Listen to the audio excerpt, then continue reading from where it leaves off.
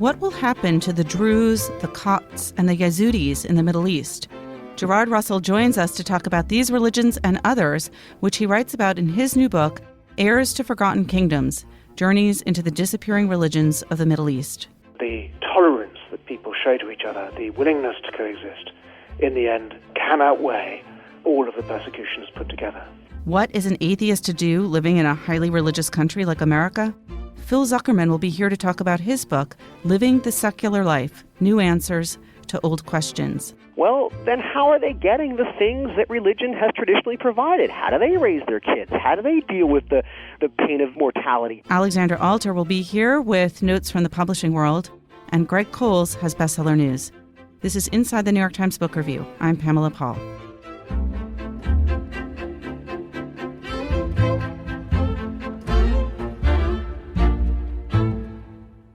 I've got Gerard Russell calling in from London to talk about his new book, Heirs to Forgotten Kingdoms, Journeys into the Disappearing Religions of the Middle East, reviewed this week in our Global Religion issue of the Book Review. Hi, Gerard. Hello. So the book is about a number of religions in the Middle East. How did you come to write it? Well, I was a British diplomat in the Middle East for many, many years. I lived in Cairo and learned Arabic there, and I lived in Jerusalem and also in Baghdad, Jeddah and Kabul, and in each of these places, or most of them, I came across these remarkable ancient religions that had survived thousands and thousands of years. So in Cairo, I'm a great fan of ancient history, and when I discovered that there were some words from ancient Egyptian, there were customs of the ancient Egyptians that had survived in the Coptic Christian church, that fascinated me. I learned that at Easter time the Copts sing a hymn which is adopted from the mummification ceremonies of the ancient pharaohs, and which, with some changes to its wording, became a Christian hymn, which is still sung once a year today to the same tune. In Jerusalem, I discovered the Samaritans, who are an amazing group, 771 people, who trace their descent back to Joseph and who practice the traditions of Exodus precisely as they were laid down. They have every year a Passover sacrifice involving the slaughter of lambs, and on their holy mountain near the city of Nablus, they smear the forehead of their firstborn sons with the blood of the lamb in the ancient tradition, which only they practice today. I think for many readers it'll be a surprise that, the Samaritans still exist, or that the Druze or Zoroastrians, and then others, a couple of the Kalasha and the Mandaeans and Yazidis. I don't know if many of our readers would even have heard these religions, if perhaps in the Yazidis' case it hadn't been for the emergence of ISIS. Tell us about what happened recently in August with ISIS and the Yazidis. Well, it's a very terrible story. The Yazidis have been long persecuted. They have over 70 persecutions that they list that have happened to them through history. Most recently, even before ISIS, were the victims of the world's second worst terrorist attack, when over 700 of them were killed in 2007.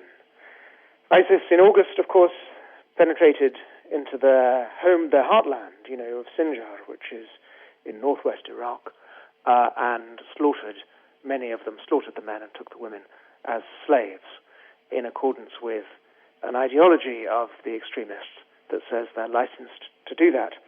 And they do it because the Yazidis are, in their eyes, pagans. The Yazidis don't follow Islam or Christianity or Judaism, but have a religion of their own, much of which goes back into the ancient past. It has similarities to the religion of Mithras worshippers who of 2nd and 3rd century Rome. It has similarities to the ancient Babylonians and Assyrians, so that, for example, they sacrifice a bull once a year at the shrine of Sheikh Shams. Sheikh Shams, a word or name that could sound Muslim, but actually is very, very similar to the ancient sun god Shamash, to whom bulls were also sacrificed. And indeed, we have an account of a bull sacrifice to Shamash from 6,000 years ago, meaning that this is an incredibly ancient custom, which the Yazidis still maintain. When does the religion date to? Well, the modern form of the religion dates back just 1,000 years. So it dates to the 11th, 12th century. It was founded by a man called Sheikh Adi. Again, it's very mysterious and perplexing that it was founded by a man who appears to have been a Muslim missionary. But obviously what he brought in terms of Islam was only skin deep. So they have adopted words from Islam and concepts, but the traditions and customs remained stubbornly much, much more ancient. And this is embodied in the figure that they revere, the figure of the peacock angel Malak Taus, who is, as they see it, the lord of this world and whom they identify with Lucifer. So we think of Lucifer as an evil thing, the devil, who rebelled in the Jewish and Muslim and Christian tradition, rebelled against God, has not been forgiven and is unredeemed. The Yazidis say no, he has been forgiven and is redeemed, and therefore they kiss the bronze peacock images of him, which they keep in certain Yazidi shrines. Have they been persecuted by Christians as well for this? Yes, they were. The history of persecution in the Middle East is common to all faiths. The Christian Byzantines were, prior to the Muslims, were also extremely oppressive towards those who didn't share their beliefs, even Christian groups, which is part of the reason for the early success of Islam. And one of the things I wanted to show in Heirs to Forgotten Kingdoms was, what the history of the Middle East shows us is that actually it's when faiths have been most open to others, when cultures have been open to different religions, to a diversity of belief, that they've been strongest and most prosperous. And it's when they have closed their minds to the ideas of others and said, no, we don't want to have any except one religion in our kingdom or our empire, that they have declined. And so ISIS, which claims that the history of Islam is one of bloodshed, and those critics of Islam who say it has nothing but bloodshed in its history, are both completely wrong. It is, in fact, much more complex than that. The history of humanity is much more complex than that. And the reality that these religions have survived for 1,400 years under Islam, and even longer, of course, under the rule of monotheists, under Christians, means that we can see that the tolerance that people show to each other, the willingness to coexist, in the end can outweigh all of the persecutions put together. And you argue in the book that Islam specifically was quite tolerant for a long period of time of these religions. Well, certainly there have been some outstanding individuals who have been tremendously broad-minded and open-minded towards these other religions. And I'd say that in the early centuries of Islam is when you see that most clearly, so in the first few hundred years. The Arabs, some put it down to the fact that the Arabs were more tolerant than other groups that later came along, the Turks and the Mongols. It's also the case that as the Muslim countries declined, as their fortunes declined, as they faced the Crusaders in the West, the Mongol invaders in the East, you see less tolerance and you see more oppression. I would say then that in the 19th, 20th centuries, you also have a great resurgence of, if you like, tolerance, the acceptance of others, the concept of citizenship, that you're, as an Egyptian, for example, the ruler of Egypt in the 1860s said, all, whether Christian or Muslim, are Egyptians alike, and indeed praised also a Jewish Egyptian playwright as Egypt Molière. And he wanted to build a nation that drew on all of its religious traditions. That is something which can help remind us that we shouldn't give up on the idea of, if you like, religious liberalism in the Middle East. It's a little too strong a word, but certainly the idea that people can coexist, that they can accept and even grant equality to others regardless of religious belief, that people of different religions can coexist in the Middle East, is proven. And what we've seen in the last few decades, which I think, is very abhorrent. It's been painful for me to go to the Middle East and see the intolerance that people show to each other. This is an aberration. It's not the nature of things. What happened to these religions during the convulsions of the 20th century, particularly the rise and fall of the Ottoman Empire? Did it impact them, or were they in isolated communities unaffected by the world wars? Many of these religious groups existed for a long time in remote places, and that protected them from governments. And it also meant that they lived without much contact, intellectually, if you like, with the outside world. So sometimes that helped them to keep their traditions without really any change for a very long time. But also the events, instability certainly affects them. In the end, it affects them in terrible ways. The Christians of Iraq have gone through forced migration after forced migration, massacre after massacre, because they were driven out by the Ottomans in 1915-16 during the Armenian genocide, and were then once more driven out in successive waves in the years after that. What has really affected them has been the move in the Middle East in the last 50, 60 years, the rise of Islamism, the rise of the concept that, that Muslims can be strongest if they unify around their religion. The problem being that if you are not a Muslim and you live in the Middle East, and there are over 10 million non-Muslims who live in the Middle East, then of course that's very problematic, because you can't then be an equal citizen if religion is the criterion for identity. And that is, part of what's driving them out is the fear that they are no longer wanted in their own communities. You said 10 million non-Muslims in the Middle East. Yes, excluding Israel, by the way. Okay. What are the numbers like for these religions? How many, you said there were only 771 Samaritans? By far the biggest non-Muslim religion in the Arab world is Christianity, and by far the largest number of Christians are in Egypt, where you have around 5 million or more. But if you look at the Yazidis, they claim that they are as many as 1 million. It may, in fact, be about half that number. It's quite hard to be sure. It's impossible to be sure of any of these numbers because they've resisted being counted in censuses for various reasons. All of the records are pretty poor in the Middle East in general. The Kalasha, just a few thousand in Pakistan. The Zoroastrians, probably in Iran itself, about 5,000, perhaps 10,000. But they are more in India. And the Samaritans, as you say, very, very few. Mandayans, perhaps about 30,000, 40,000. It's quite hard to know. Quite a lot have also migrated. What one sees in Iraq, very tragically, is that the Mandayans are now at around 10%. They say themselves around 10% of them remain from their numbers in 2003. Of the Christians, 2/3 have gone. Are there many refugees leaving the Middle East from these groups? And are there places in particular where they've settled? Well, it sort of depends on really where their families are. So quite a lot of the Yazidis go to Germany.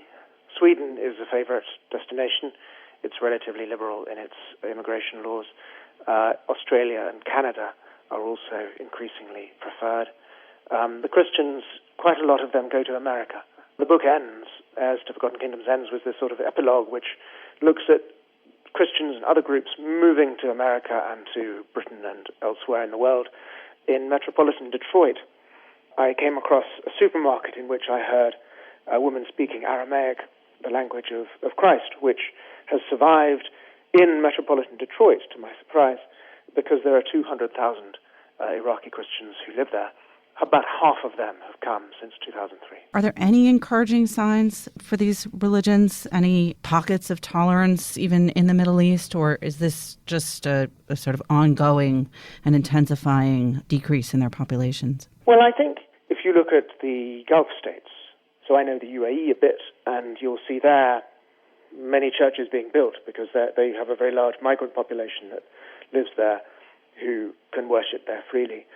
You'd see the same in other bits of the sort of much more prosperous bits of the Gulf, not in Saudi Arabia, of course. You would see in Kurdistan, in northern Iraq, the Kurds are very keen to have these religions stay. For as long as people fear for the future, as long as they don't think there's stability, as long as they don't think that things are safe, they will always seek to leave.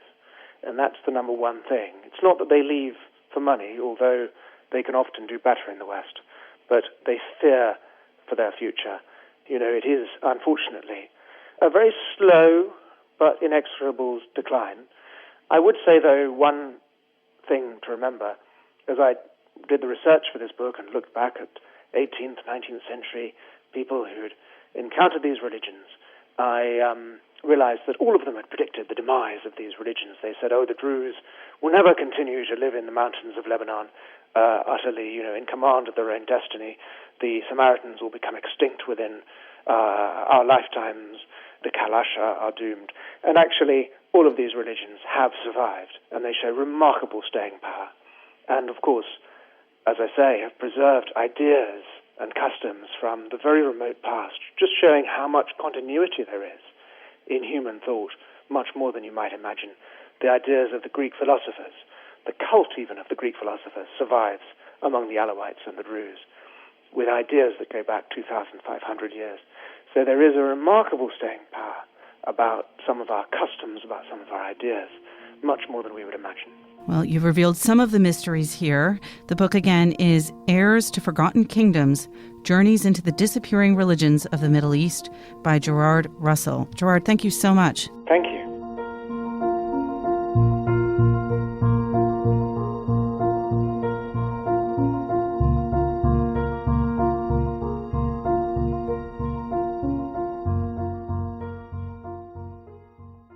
Alexandra Alter joins me now with notes from the publishing world. Hi, Alexandra. Hi, Pamela. So we're going to do a big recap here of the year in publishing. We are. You all have been talking about the best books of the year, so I thought I might talk about the biggest publishing stories of the year.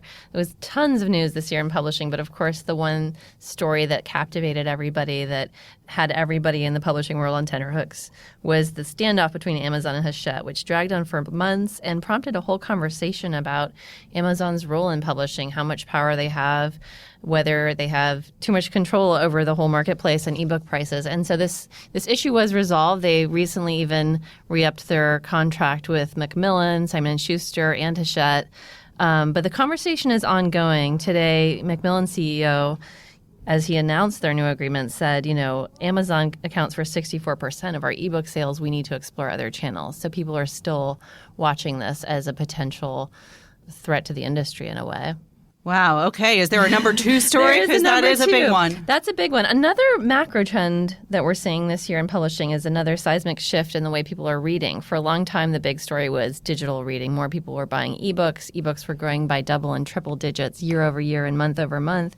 And ebooks have really stabilized, slowed down. They grew about 6% this year. Meanwhile, paperbacks were up 5%. That's a category that's been dying, that everyone said was dying a slow death. So you're seeing ebooks are sort of slowing down. On the other hand, digital audiobooks are surging. Digital audiobooks were up 27% this year. If you wanted to make broad inferences from this, it seems like fewer people are reading digitally, but a lot more people are listening digitally. And this is probably has a lot to do with smartphone adoption and the fact that everybody has a digital audio player in their pocket right now. Another big shift, it's actually a continuation of a trend that's been building, but it's become even more pronounced, is the rise and the dominance of young adult fiction and children's publishing. Sales of children's books were up 22% this year. They're kind of carrying the entire industry. And it's, before it was really driven, I think, by these big franchises, by Harry Potter, by Twilight and the Hunger Games. Now it's all John Green. Now it's all John Green and Divergent, but you're seeing a lot more, a real diversity of the kind of books that are selling well. It's not only driven by movie adaptations. There's nonfiction, there's memoir, there's, books about really difficult subjects like suicide and rape, and the whole category is really, it seems to be diversifying and standing up year over year as the one area of publishing that everyone's excited about, that's growing, where there are big advances still happening. Hear, hear. Okay. Yeah. Do we go back to the depressing news for number 4? Or No, actually, the news for number 4 is exciting for some people. It's the return of the 7-figure book deal. This was the year where, after advances had been declining for authors steadily for years, suddenly publishers are throwing money at people again. And it's not just big names. It's not just bestsellers. This fall, there were 3 7-figure book deals for debut novelists leading up to the Frankfurt Book Fair. So people in the industry are a little divided over whether this is a good thing. Of course, agents love it. Authors love it. Publishers and editors are a little concerned. If you give a first-time novelist $2 million and their book doesn't perform, it's going to maybe torpedo their career, not to mention your budget for the year. So there's a question over whether this is a good thing. We're going to see a lot of this playing out probably next year when some of these 7-figure books hit the marketplace to see if they can find an audience. There's, I think, at least one coming in September of 2015. That's right. Readers will judge. And just a little bit about the year ahead, I think it's going to be a fantastic year for fiction next year with new books by Jonathan Franzen. He's got his first big novel in a while. People are extremely excited about that. And another novel from Judy Blume, which has been 15 years in the works. So I think Toni Morrison also. And Toni Morrison, exactly. So we'll have a lot to talk about in the podcast next year. All right. Well, I would look forward to that. Thanks, Me too. Alexandra. Thank you.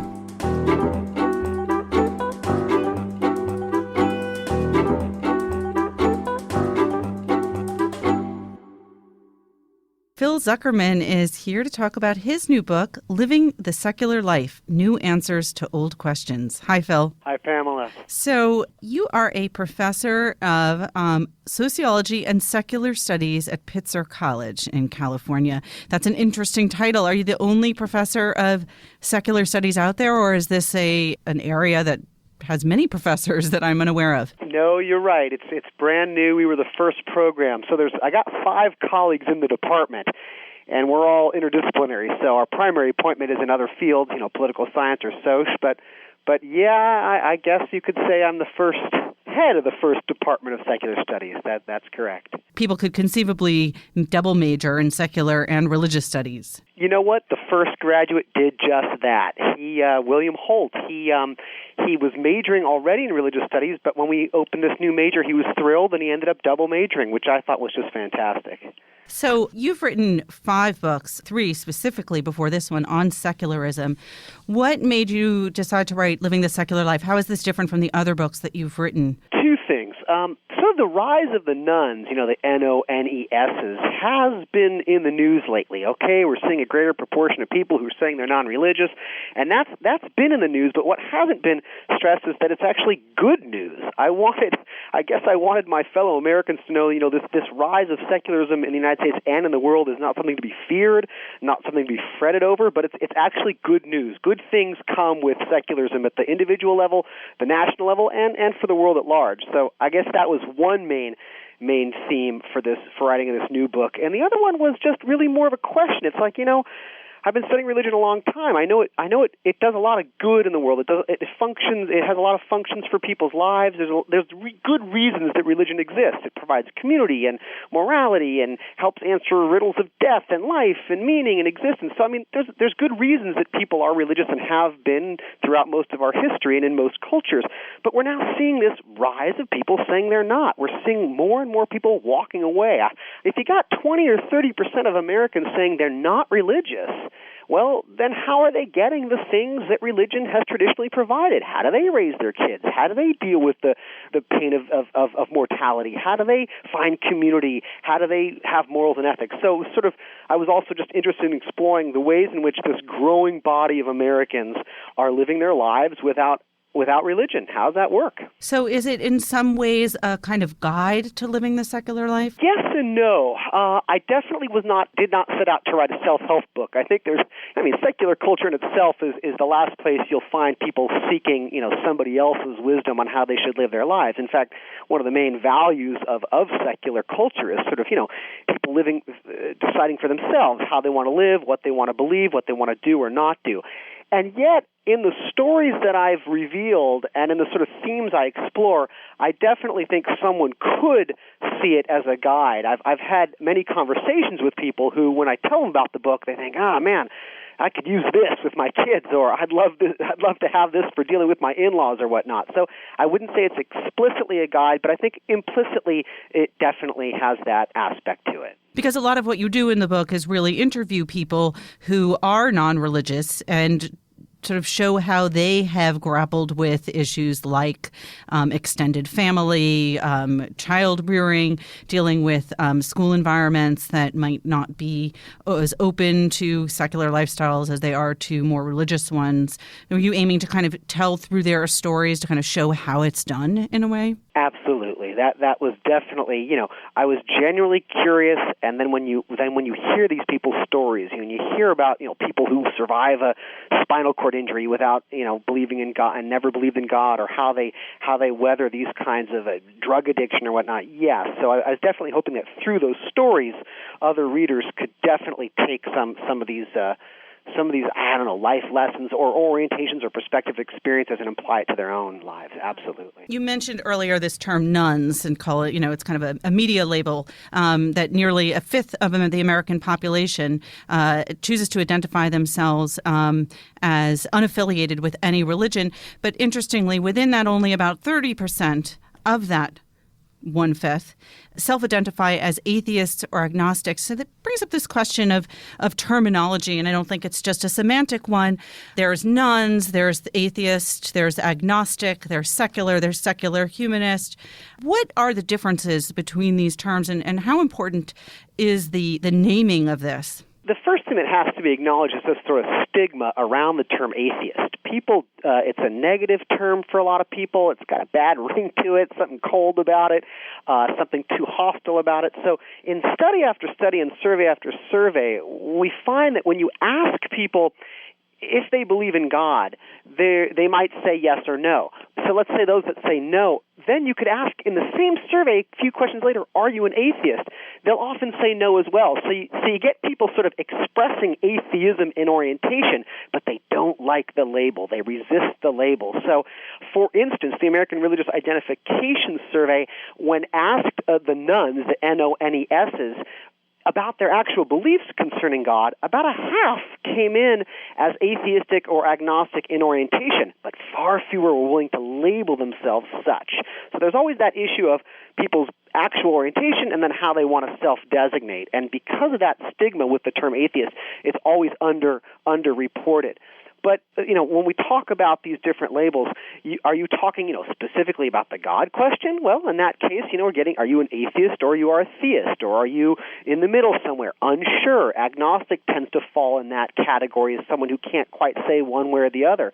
Then you got humanist, and that's just someone who places their faith and hopes in humanity to solve the world's problems and sees the best in people. And you can be religious and a humanist as well. However, when you say secular humanist, right away that secular designates non-religious, someone who doesn't affiliate with a religion, doesn't believe in religious teachings, doesn't believe in the supernatural. So I would say that the nones in general, that's right. They're just someone who says, hey, I don't affiliate with a religion. They could be believers. And conversely, it gets even more complex. A lot of people who tick a religion are themselves atheistic or agnostic. I mean, if someone asks me, am I Jewish, I'm going to say, yeah. I also happen to be an atheist or agnostic. I am a secular humanist, but I affiliate with my Jewishness through heritage and culture. So a lot of people who tick, Catholic or Lutheran or Methodist may not be believers as well. So it kind of cuts both ways. One of the interesting things about religion in terms of tracking it is that, if I'm not mistaken, the Census Bureau does not track religion in terms of the questions that they ask or non-religion. You're right. That's correct. They do not do that. So we're left with things like this Pew Research study, the study you alluded to earlier, which I believe is conducted by a university. Yeah, you've got the Pew, you've got Gallup, you've got the General Social Survey, you've got the American Religious Identification Study. So you have to have these different independent studies. When Gallup came out a couple of years ago and placed non-religious folks at 30%.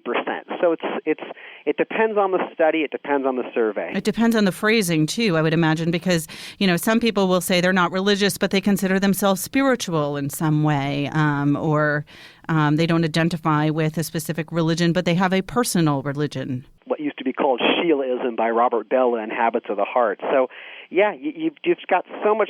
There's a lot of gray areas in this, and I think in secular studies, we're trying to actually map and tease that out. We've been studying religion for so long. We know there's so many typologies when it comes to religiosity, so many different continuums and so many different designations and criteria, and we know there's this kind of religion and that kind of religion and this kind of faith and that kind of faith. Whereas non-religion just sort of been this lumped category, non-religious. What does that mean? And actually teasing that out is actually quite exciting, but there's a lot of work to be done there because, as you said, and then you throw spirituality in the mix, it becomes even more complex. One of the interesting things, too, I think, is you talked about negation and that atheism is a kind of a term of negation. I've always found it interesting, the difference between saying, well, I don't believe in God versus I believe that there is no God or I believe that there are no gods is a very different, it sounds like you're just playing around with words, but there's actually an important distinction there. Yeah, especially in atheist communities, you'll find a lot of people debating this, and quite hotly so. It's kind of the context. Are you with your in-laws? Are you at a dinner party? Are you on an airplane that's 5 hours long and you're on the window seat? It kind of depends on what you're trying to convey. atheist, is saying what you don't believe. It's saying either you lack a belief in, or you deny a belief in, or you don't accept belief in. And I've always had trouble with that because, while, okay, it's a proud stance to take sometimes if you want to really make a point, it really is putting theism, number one, at the center of the conversation and saying, well, okay, here's theism, and I don't believe in that, or I lack a belief in that. But it's also a term of negation. It's saying what one isn't. And if someone asks me what I am, I would much rather emphasize the values that I hold dear to, the experiences I have, the positive elements of my identity, not simply what I lack or don't agree with. I think, when you talk about the context, that's very important because America, unlike Europe, for example, is in many ways an increasingly religious culture, religious society. Has it become harder over the course of the last, 50 years, 100 years to be a secular American? It really depends where in the country we're talking. If you're talking, Berkeley, California, Burlington, Vermont, Eugene, Oregon, the Upper West Side, I've interviewed so many secular people who live their lives, year after year without ever even thinking about it. Their neighbors are secular. There's no prayers at the school board meetings. It's not really in their face at all unless they happen to, switch past Fox News or something on their way to CNN or whatnot. They're actually able to live lives that are so secular that they don't think about it much. They're not strong in their secularity. They don't have to call themselves atheists. They're not interested in reading Richard Dawkins because their lives are just pleasantly going along without much in the way of anybody enforcing their religion. Then you can switch to parts of Mississippi, Alabama, the Bible Belt, Idaho, even places here in California that are east of the mountain range, and wow, religion is dominating social life. Little league games are starting with prayers.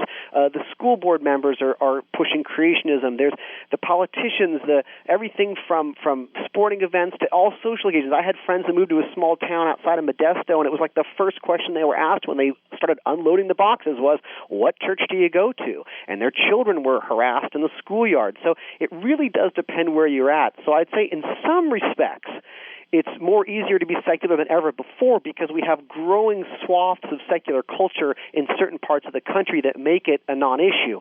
On the other hand, with growing religious Christian fundamentalism in other parts of the country and a strong Christian religious right that's implanted itself in city local governments, it actually becomes even more burdensome to be secular because your patriotism is suspected, your morality is doubted, and so it really depends where we're talking. You mentioned Mississippi.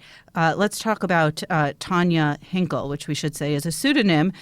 She's a mother of three who lives in small town Mississippi. What happened with her children in school? Basically, she was one among many mothers I spoke with. I spoke to a lot of moms and dads in rural parts of America where religion is quite dominant. So not only were they sort of outsiders because everything revolved around religion, all social events, but the public school where her kids were going to school was very dominant by a certain evangelical Christianity. So the kids were being teased in the playground when Tanya went to complain. Well, the teachers were all Christian too. In fact, one of the teachers of one of her kids was always talking about her missionary work and who was in church today, kind of looking at the kids. I saw you, I didn't see you. And then the principal herself was very involved in church life, and all the advice she kept getting was, if your kids just went to church, there would be no problem. So we're sorry your kids are being teased, but they really ought to be at church. And the worst part was the secretary in the principal's office really had it out for Tanya. And when Tanya's mother, the kid's grandma, was dying, when she got notice from the old age home that the grandma was about to die, she went to the school to try and pick up her kids, and the secretary wouldn't release the children, even though that's, of course, illegal. She said to Tanya, no, you need a note from such and such. I can't let your kids go. And she said, well, their grandma's about to die. And the secretary said, they'll see their grandma in heaven if you would just get them right with the Lord, And this was devastating for Tanya, and she didn't really have the wherewithal or the agency. She didn't know what her rights were. But the next day, of course, her children stayed at home, and she ended up homeschooling them as a secular mom, which is kind of interesting because, most people that homeschool in America are evangelical Christians. So, upwards of 78% of homeschooled kids are there because their parents think the public schools are too secular. And here was this mom in the South who found the public school to be too religious, and through the internet she found other moms, and they started kind of a secular homeschooling group in their rural part of Mississippi. It's a fascinating story. But it's hard because I think that many, this sort of secular temperament, if we could generalize just for a second, is that they aren't easily generalized. They are very individual, and they're not joiners or tend not to be. Even organized kind of forms of secular humanism, like the Society for Ethical Culture, they're not large organizations. Did you find that the people you talk to temperamentally or intellectually have a disinclination to join a kind of a secular organization? The short answer is yes, you are right. There's a strong correlation we're finding between secularity and individualism. These things seem to reinforce each other. They seem to go hand in hand. In fact, if I had to point to one area of secular culture that I think is worrisome, is that kind of strong individualism, which, of course, has a lot of benefits in certain respects, but we know sociologically religious folks enjoy greater social capital. There's benefits with being part of a community that I could get into. So that's the short answer. On the other hand, what I have found is, again, there's a range. And I've interviewed a lot of folks who were raised with religion. They were raised Mormon, or they were raised Catholic, or they were raised whatnot. At a certain point in their lives, they just couldn't believe it anymore. So they had kind of intellectual problems with the faith. They had no faith, or they lost their faith. And so they were struggling, and they just couldn't stomach it anymore, so they had to walk away from that church. They didn't believe in it, or they didn't like the politics of it. But they then found there was a loss there. They missed the community. They missed that kind of multi-generational getting together with a purposeful group of people who, the events and the songs and the community. Those folks, granted, are a minority. Most secular people kind of walk away from religion, and that's that. But there is a strong enough group of people now that do miss it, and that's why you're seeing the kind of rise of these Sunday assemblies, meetup groups. In fact, 10, 15, 20 years ago, you'd be hard-pressed to find a group of humanists getting together for coffee once a week. Now, every town and city in America, you can quickly and easily connect with other secularists, other atheists, humanists, free thinkers in a variety of social settings. So as we're seeing this rise of non-religious people, we are seeing a similar rise of people that do seek out some type of community in a more secular fashion. Often, again, to generalize, but many religious people will conflate ethics or morals with religion and make an assumption that because people don't have a religion, that they don't hold to some kind of ethical framework or have some kind of moral system that they believe in. So do you find that that's often a part of that yearning to connect with others, to sort of create and agreed or discuss ethics on a group setting? Or most secular people know that association of secularity with immorality is just so blatantly false. They live ethical lives predicated on treating other people the way they want to be treated. They're very empathetic. Vern Bankston out at USC has the largest longitudinal study of religion over multi-generations in America, and they just started adding secular families looking at religion and family life, and they were sort of surprised to find that actually secular parents seem to be more devoted to values and ethics and whatnot than many of the religious families they were studying. So I think if they're looking for community at all, it's more for that sense of belonging, for that sense of being part of a greater whole. But you'll find that when it comes to morals and ethics, or what I found and what many studies reveal, is that's probably the most solid aspect of secular life, is a really strong ethical core. There's a great saying in ethical culture, in the Society for Ethical Culture, to bring out the best in others is to walk on holy ground, which Wow. I think emphasizes that aspect of community. Yeah. Did you talk to any religious people for this particular book about sort of the way they perceive atheists or agnostics or secular humanists? Not as deliberately. There were a few. What I found among the religious people that I did speak with while writing this book, I mean, I've studied religious people for other research and other books and whatnot, but for this one, I actually didn't find a lot of haters per se. It wasn't that they were angry at atheism or fearful. More so, they just didn't quite get it. they'd say things to me like, well, I mean, if you don't have religion, you don't have anything. Or who do you call out to when you're in a car accident, you're laying there on the side of the road, who do you cry out to for help? Religion is so meaningful for them. Faith in God is so meaningful to them. They almost kind of just don't get it. How can you live without it? How can you have hope? How can you be a good person? And so it's more of a kind of open-minded curiosity, which I hope my book will address. So perhaps a guide in a certain way, for people who are more religious in their outlook as well. This week, the book review has an issue on world faiths of all kinds. And so I think this is an important part of that equation. The book, again, is Living the Secular Life, New Answers to Old Questions by Phil Zuckerman. Phil, thank you so much. Oh, my pleasure. Thank you.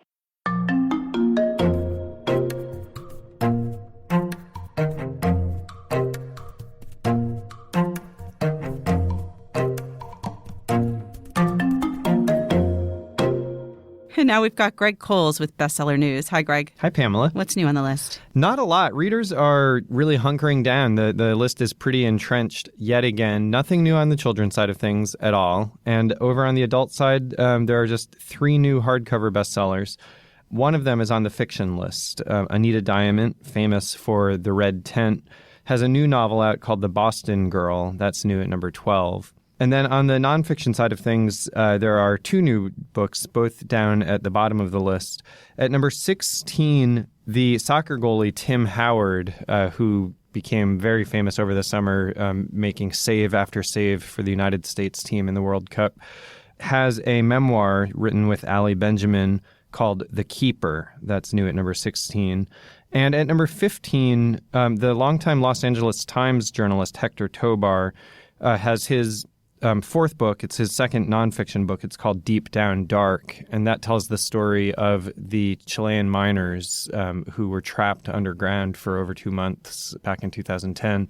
He locked up the rights to that story so that they could only talk in the smallest terms before this book came out about what had happened to them. And so he's got the whole story. And I know he was a guest on the podcast a few weeks ago. Yes, as he mentioned in Miami, the Chilean miners, the 33 miners, decided that they would work together and tell their story as one. And they would find one journalist, and that to find someone who had done research, this kind of research and writing before, and who spoke Spanish, and who had sort of newspaper credentials, that he said that he was basically the only person who qualified for the job, which is sad, but it's very good to see that getting attention. I lived in Los Angeles in the early 90s, and that's when he was really starting his career. He was just a Metro reporter, he's still in his 20s, a Metro reporter for the Los Angeles Times. And even back then, it was clear this was a guy to watch. It was good days for the Los Angeles Times. He sometimes shared a byline with a young crime reporter named Michael Connolly. Is he on the bestseller? He is. He's at number 8 with The Burning Room, so they share the list together. All right. Thanks, Greg. Thanks, Pamela. Remember, there's more at nytimes.com/books. Our producer is Jocelyn Gonzalez, and you can always write to us at books@nytimes.com. Thanks for listening. For the New York Times, I'm Pamela Paul.